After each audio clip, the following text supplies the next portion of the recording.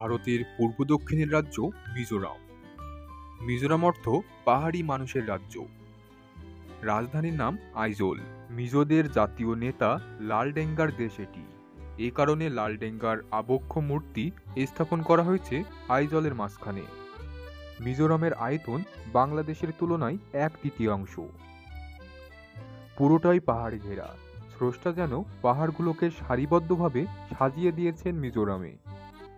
আইজলের উত্তর পূর্বে মণিপুর, চাম্পাই জেলার পূর্বে মায়ানমার, মিজোরামের সর্বদক্ষিণ প্রান্ত সাইহা জেলার পূর্বে ও দক্ষিণে মায়ানমার, লুংলেই জেলার পূর্বে মায়ানমার এবং পশ্চিমে বাংলাদেশ, অর্থাৎ পশ্চিমে বাংলাদেশ, পূর্বে ও দক্ষিণে মায়ানমার।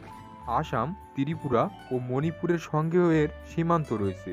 সুপ্রিয় দর্শক, আজকে আমরা মিজোরামের 4টি দর্শনীয় স্থান সম্পর্কে আদ্যোপান্ত জেনে নেব মায়াজাল বিশ্বের এই পর্বে।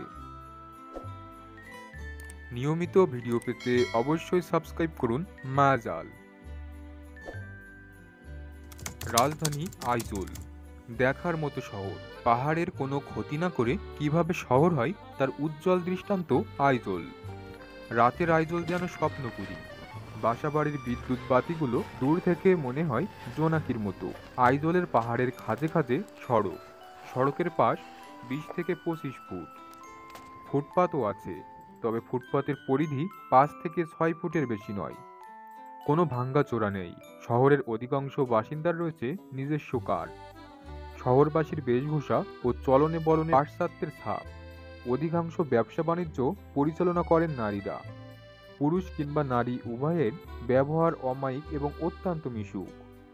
শহরের 90% লোকই খ্রিস্টান ধর্মাবলম্বী, তাই সবখানে রয়েছে গির্জা। আইজলকে গির্জার শহরও বলা হয়। এর সংখ্যা প্রায় শতাধিক।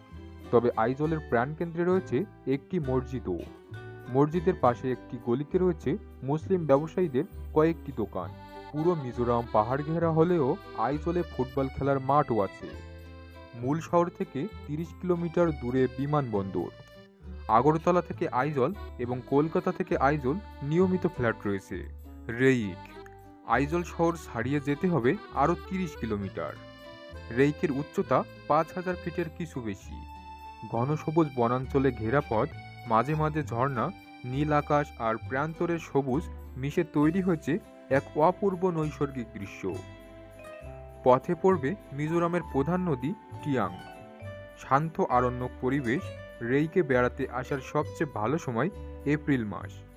এখানে তখন এদের প্রিয় ফুলের নামে আন্তরিয়াম উৎসব। এই উৎসবের অন্যতম উদ্দেশ্য দেশজ শিল্প সংস্কৃতিকে তুলে ধরা। মেলায় নানা জনজাতি সম্প্রদায়ের লোকেরা আসে তাদের তৈরি সামগ্রী নিয়ে। 7 দিন ধরে চলে তাদের নিজস্ব লোকগীতি ও নৃত্য। এখনো পথের পাশে বাঁধা মাচা যেন গত উৎসবে পসরা নিয়ে আসা নানা জনজাতির কথা বলে। মুইফাং মুইফাং মিজোরামের অন্যতম জনপ্রিয় পার্বত্য শহর। রেইক থেকে আইজল হয়ে যেতে হবে মুইফাং। আইজল শহর থেকে দূরত্ব 50 কিলোমিটার। সবুজ গালিচাই মোড়া প্রশস্ত উঁচু নিচু প্রান্তর। পাহাড় দিয়ে ঘেরা। পাহাড়ের অরণ্যের অনেকাংশেই মানুষের পদচিহ্ন পড়েনি এখনো। দূরে দূরে কিছু জনবসতি। ভিনদেশের লোক দেখে সবাই আলাপ জমাতে চায়। ভাষা সমস্যা থাকলেও চোখে মুখের আন্তরিকতা সেই সমস্যা মেটায়। চাম্পাই মুইফাং থেকে চলে যাবেন চাম্পাই। রাস্তায় পড়বে থানজোয়াল, মিজো বয়নশিল্পের কেন্দ্র। ঘরে ঘরে তাঁতে বোনা হচ্ছে উজ্জ্বল রং এর মিজো পোশাক, চাদর, ব্যাগ, রঙের সমাহার দেখলে চোখ ফেরানো যায় না। এখান থেকে 6 কিলোমিটার দূরে ভেন্টাং জলপ্রপাত। মিজোরামের সবচেয়ে বড় জলপ্রপাত। এক পাহাড়ের মাথা থেকে দেখছি আর এক পাহাড় থেকে নেমে আসা জলপ্রপাত। দূর থেকেও বোঝা যাচ্ছে তার দাপট। কাছেই আছে আরেকটি জলপ্রপাত তুই রিহিয়ান। ভেন্টাংয়ের তুলনায় অনেক ছোট, কিন্তু একেবারে পাশে বসে দেখা যায়। এজন্য অনেক আপন। চাম্পাই শহর জেলা সদর। সীমান্ত ঘেঁষা। মায়ানমারের পাহাড় দিয়ে ঘেরা এক উপত্যকা। মিয়ানমারের সর্বাধিক সমতল ভূমি এই উপত্যকাতেই আছে। প্রধানত ধান চাষ হয়। সমস্ত মিজোরামের চালের যোগান দেয় এই চম্পাই। মিজোরামের প্রধান খাদ্য অন্য পূর্ব ভারতীয় রাজ্যদের মতো ভাত। আঙুর চাম্পাইয়ের বিখ্যাত।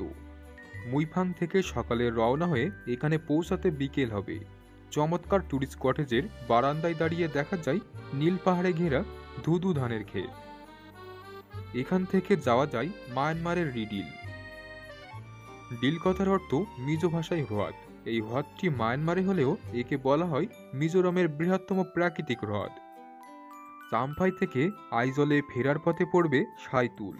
সাইতুলের কাছেই আছে মিজোরামের আরেকটি হ্রদ তামদিল।